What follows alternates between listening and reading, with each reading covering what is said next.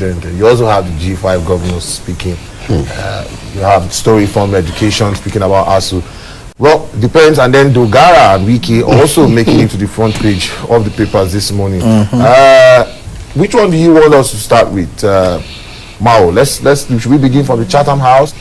Tinubu delivered. I think that the Chatham House incident is, to me, is the biggest story of the day, and of course that's why our publication, Daybreak Nigeria, led with it. And irrespective of all the controversies that we associated to his visit, proposed visit to the US, which eventually ended in the UK, and Chatham House granted him an audience, to air his views in relation to his seeking for electoral office in Nigeria come the highest office in Nigeria come 2023.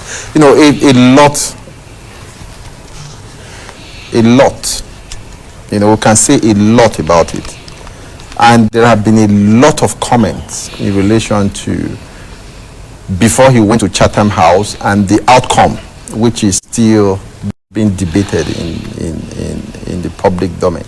But however, we can look at that outing at Chatham House from different perspectives. We can look at it as media men, we can look at it from the media perspective before looking at the substance of what he said.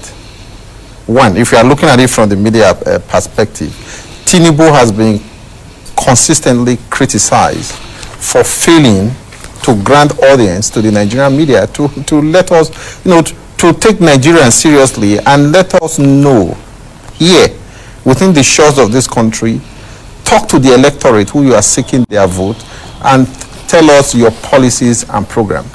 And we know that he has consistently shied away from granting media audience to local media in Nigeria, consistently. The last one was just about 2-3 days ago with Arise TV town hall, where he was scheduled to speak and he left, although he has given reasons.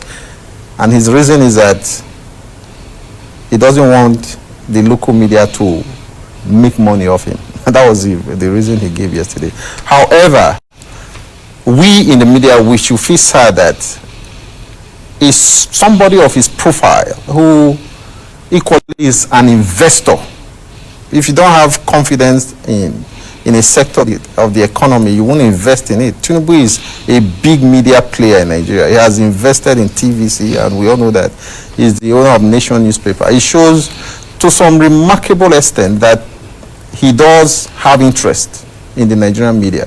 But for you to thumb your nose at the local media and go and hog the limelight of the international media and go and reel out your policies and program in a foreign country and refuse to address some of the concerns of the electorate back home here in Nigeria raises a lot of questions. Is that how it's going to be by the time you come to office? Buhari has most of the very strong policy statement Buhari has a tendency to do the same thing. You go outside the country, you are carried away by the international media, you grant them audience, you grant them interviews, but when you come back to your country, you thumb your nose, you disregard, you disrespect your local media, who are supposed to be number one. So these are some of the issues. However, be that as it may, we could have to commend him for using the Chatham House occasion to address many of, the fuzziness surrounding his person. He was able to, like our paper looked at yesterday, the question of his paternity, the first 20 years of his life are very obscure. In fact, an investigative journalist in the person of David Hodey did a very scathing documentary on him, which he titled from drug law to a presidential candidate. Which drew attention to his person and raises a lot of question about his parental background, the fact that his conviction in the United States over drug allegation. In fact, when he appeared on Arise Television over that documentary, he pointedly called the person of Bola Ahmed Tinubu a drug lord, and he's yet to respond to it. But the Chatham House outing afforded him the opportunity to respond to this thing, and he said, for instance, I'm Tinubu proper. If anybody doubt my lineage and parentage, yes, I'm available for a DNA test. And I think that was very dramatic coming from him, and that is why Daybreak decided to play the story from that angle. And of course, again, people have equally raised the question about the difference between delegation and abdication.